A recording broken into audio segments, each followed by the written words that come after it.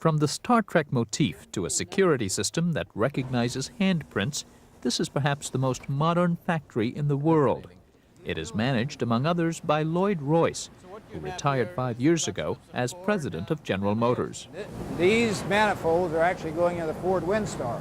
What's unique about this Center for Advanced Technologies is that its workers are actually students, working on advanced degrees in engineering, on equipment that Royce says is up to 10 years ahead of industry standards. That's the thing that's so different.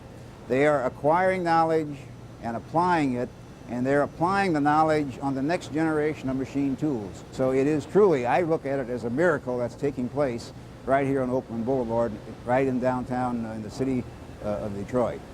The real miracle could well be that address. The center is located in one of Detroit's blighted neighborhoods, one further devastated last summer by a tornado. And the center's owner is not a big automaker, but rather a non-profit civil rights group founded in 1967 by a local Catholic priest, the late Father William Cunningham. I want to show you how the power comes in. The NewsHour reported on Cunningham 5 years ago when construction of his Center for Advanced Technologies was getting underway, with funding that came from a Defense Department program intended to preserve basic industries in the U.S. That's good of you, Senator. Thank you. God bless you. Check for $20 million. Bravo for Focus Hope. In the center of Detroit, where the little kids can walk down the street, look in the windows, and see their older brothers and sisters in the highest ranks of technology. What a marvelous thing that is to see.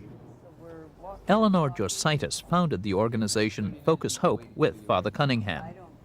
He never liked the term, he was a visionary, but he definitely was a visionary. But more than that, he was a risk taker. He was not afraid to do something that we had never done before. Jositis was a suburban housewife and a civil rights activist. In 1967, soon after riots tore apart Detroit, she moved into the city with her husband and 5 children to join Cunningham. Their goals were modest early on, according to Neil Shine, retired publisher of the Detroit Free Press. The wedge that was driven between black Detroit and white Detroit, when I say Detroit, I'm talking about the metro area, was huge. And there was concern that the following summer, the summer of '68, it was going to be worse. So Bill started an organization with Eleanor and some other priests called Focus Summer Hope. Let's involve everybody talking about this so we can calm things before we have another explosion. And we didn't have the explosion, but the more he involved himself, the more need he saw. Focus Hope quickly became active in civil rights campaigns. It published a study that showed city residents paid more for groceries than people in suburbs. The group sued a major Michigan insurer for discrimination. Later, Focus Hope took over from City Hall a program to distribute food to the poor and expanded it several-fold. At its peak a few years ago, the program fed almost 90,000 people each month. We've never lost sight of what that mission statement is.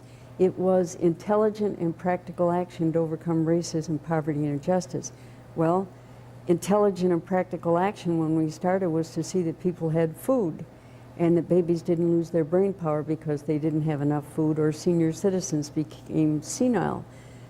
Then when industry started moving out, we said, well, how do you get people off of food program and how do you get them into the financial mainstream?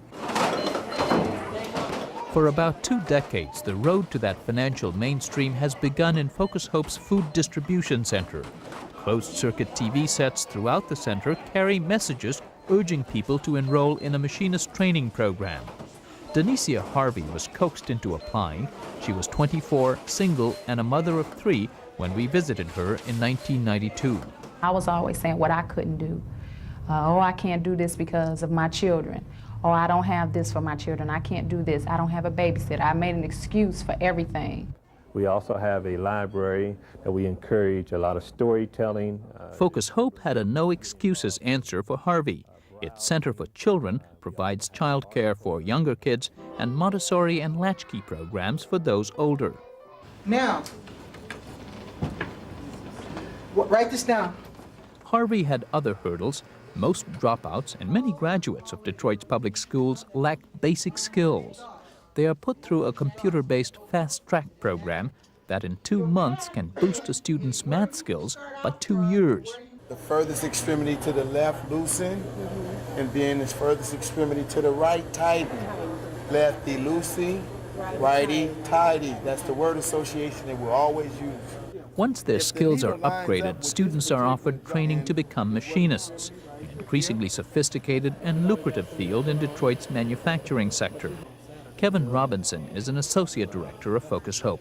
We want them to learn how to read blueprints, to do the high-order math, so that they can make things like a hammer, a V-block, a sine bar, a parallel bar. These are all tools that every machinist has to have. So it gives them a sense of accomplishment, it gives them a tool, and it lets them know that they have the potential to do this type of work. Focus Hope's machinist training program is supported by for-profit enterprises in machining, also by a host of volunteer retirees who've learned a lot about their students, according to publisher Shine. I was surprised by the amount of talent that is latent in the inner city people. I never gave it a lot of thought living in the suburbs. What they've managed to overcome is the feeling that poor people, black people, aren't capable of doing anything complicated. When Bill Cunningham started the Machinist Training Institute, he recruited retired machinists, lathe operators, milling machine operators, bullard operators, a lot of nice old white guys, a lot of them German, Scots, British, and asked them to come and train these kids. And so many of them told him, look, I had these people working for me when I had my own place, and they don't want to learn, they are not interested. And he would say to these guys, give me 6 months. And many of them later came to Bill Cunningham and said, you know, we were wrong about this.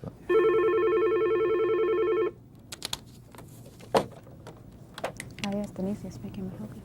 Denicia Harvey did become eligible to enter machinist training, but she opted instead for full-time office work at Focus Hope.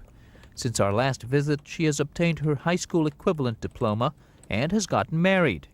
In an organization whose annual budget is now close to $100 million, Denicia Harvey Shakan foresees lots of career growth in its information systems department. Possibly into different areas of computer, hardware, different types of programs that they have out, Novell 401, NETG, NT servers, routers, hubs. I'm learning a little bit of everything. I feel a lot more successful and much better about myself from coming from a ADC mom to now a working person, being able to take care of family, household expenses, help pay car notes now. You know, I was never able to do that, help rent and things like that. It's hard, it gets hard sometimes, but all in all, I would prefer from being an ADC mom to working. For many recruits, it proves too hard. 1 out of 3 people entering Focus Hope drops out. Now what happens if you're supposed to be at 8 o'clock, you're coming up the steps, it's 2 minutes to 8, and you stumble and fall down the steps. By the time you get back up the steps, get to the computer, now it's 2 minutes after 8. A tough love drill stresses strict discipline. Not only can a hint of drug use disqualify an entrant, so can tardiness. 1 strike and you're likely to be expelled. You're late. We're not in the rehabilitation business. We have a saying around here, no missionaries, and people laugh at us and say, what do you mean by no missionaries? Well, a missionary is going to pat you on the head and say, that's okay, honey, I understand that the bus didn't come, or whatever the excuse is. But then when they get out into industry, industry does care. But for every 1 dropout, 2 thriving careers are launched in young people who'd otherwise barely pass high school. When we met Andre Reynolds 5 years ago, he'd been through machinist training and was applying to go to the Center for Advanced Technologies. He had dreams of major companies looking to him for solutions. So if they have a problem, let's just say in Germany or Japan, they would say, well, who can we get can solve the problem? They say, well, call Andre Reynolds. Where is he? Well, last I heard, he was in Washington. So they call me up and I fly down to Japan, and I won't need a translator because I already know the language myself. See? I saw some 5s I hadn't seen in 6s. we got a bad casting shift on those. Today, Andre Reynolds has fulfilled part of that dream. He's 6 months away from an associate degree in engineering. The rigorous routine includes an 8-hour day on the shop floor, then 3 hours in more academic settings. His technical skills even now could command an annual salary of $50,000 in the market, but he plans to pursue a bachelor's degree, one whose curriculum includes Japanese. Sometimes when I'm sitting on my back porch and watching the kids run around and play, and I look at airplanes pass me by and overhead and see helicopters and cars and engines, and that's when I go, wow, I know exactly how we produce this. I have some idea of how to do it. Let me tell you one story about a young man that was in one of our programs, and I saw him on the street with his uniform on. And I stopped to give him a ride, and I said to him, "You've got your uniform on, you're getting ready to get on the bus. Why do you wear it all the time?" And he said, "Eleanor, when I used to go into the bank, I was nothing but a black hood." And he said, "Now when I go into the bank and they see me with this uniform, they'll say, 'Oh, you're over at Focus Hope, you're studying to be an engineer?' He said, 'Then I am somebody.'" So far, Focus Hope has placed more than 1,300 machinists in regional factories, the first minority workers with these skills at many of their employers. This year, Focus Hope will graduate more African American engineers than all 6 of Michigan's other engineering universities combined.